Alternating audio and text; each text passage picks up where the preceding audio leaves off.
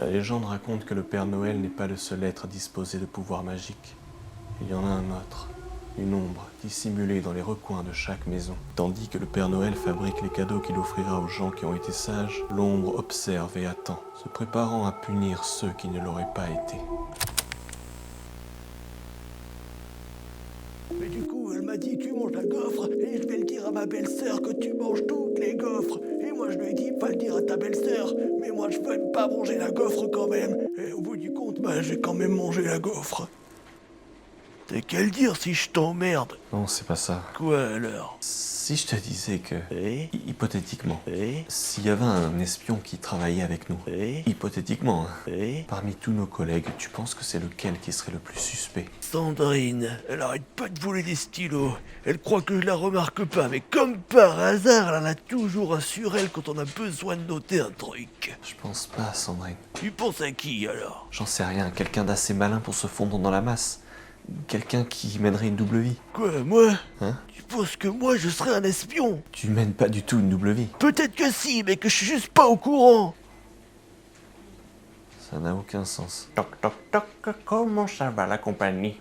Est-ce que je peux vous emprunter 2 secondes de mon liaison préféré? Je parle de Monsieur Pasteur. Lui dis pas que je suis un espion, s'il te plaît. T'es pas du tout dans l'histoire, Gérald. Félicitations, Monsieur Pasteur, le travail avance merveilleusement bien. Nous allons recevoir une mise à jour du trajet du Père Noël dans la semaine. Je compte sur vous pour transmettre les rapports au département de la météorologie. Pas de problème. C'est tout ce que vous vouliez me dire? Est-ce que par hasard vous auriez perçu dernièrement des signes qui sortent de l'ordinaire? Quel genre de signe? Je vais être franc avec vous. Je vous ai informé que nous soupçonnions l'un d'entre nous d'être un agent antinoéliste. Nous pensons que cette personne tente d'accéder à la liste du Père Noël. Pourquoi faire? Envoyer un message, empêcher la distribution des cadeaux, qui sait ce qui se passe dans la tête d'un terroriste? Nous l'avons sécurisé, bien entendu, mais le conglomérat dormirait mieux s'il savait le coupable appréhendé avant la tournée du Père Noël. En tant que supérieur, je peux difficilement mener l'enquête, mais vous avez un lien direct avec nos collègues de bureau. Vous voulez que je les espionne? Non, non, pas espionner. Je voudrais seulement que vous gardiez un œil ouvert. Vous voyez ce que je veux dire? Et si, par le plus grand des hasards, vous arriviez à débusquer l'élément perturbateur avant le 25, cela serait figuré dans votre dossier. Il se pourrait même que vous deveniez un agent Belsnickel. Quand on était aux archives, j'ai vu un homme. Un homme? Un homme avec un masque à gaz. J'ai l'impression de l'avoir déjà vu. Monsieur Pasteur, Oh non, j'avais encore pas une coupure de sauvegardé. courant. Il faut que je retourne voir Hans. Monsieur Pasteur, vous savez ce qu'il vous reste à faire. Oh, et une dernière chose. Est-ce que par hasard vous auriez un stylo? Pour une raison qui m'échappe, je n'arrête pas d'égarer les miens.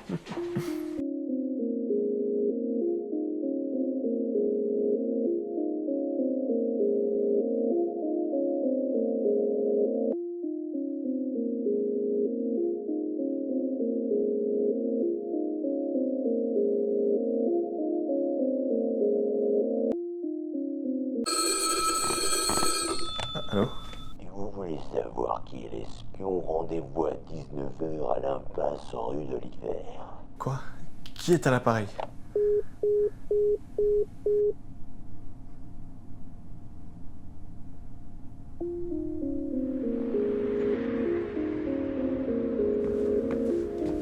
Y a quelqu'un?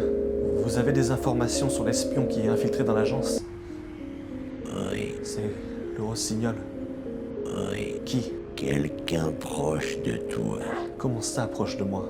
Quelqu'un de très proche. Peut-être même qu'un simple bureau vous sépare. C'est Gérald. Quoi? Je veux dire, non. Gérald, c'est toi? Non, c'est pas moi, c'est quelqu'un d'autre. Sors de là, j'ai reconnu ta voix. Qu'est-ce que tu fais? C'est toi qui m'as donné rendez-vous ici? Ça pourrait très bien être moi l'espion, admets-le. T'es pas dans l'histoire, Gérald. Je me suis super bien fondu dans la masse. Je t'ai reconnu au bout de 10 secondes. J'ai juste fait une erreur de calcul. Rentre chez toi. Un jour je t'espionnerai tellement bien que tu ne verras même pas venir. C'est le principe de l'espionnage, abruti. Je peux très bien être un espion, pourquoi je pourrais pas être un espion? Un bel homme comme moi. Je suis fait pour être un espion.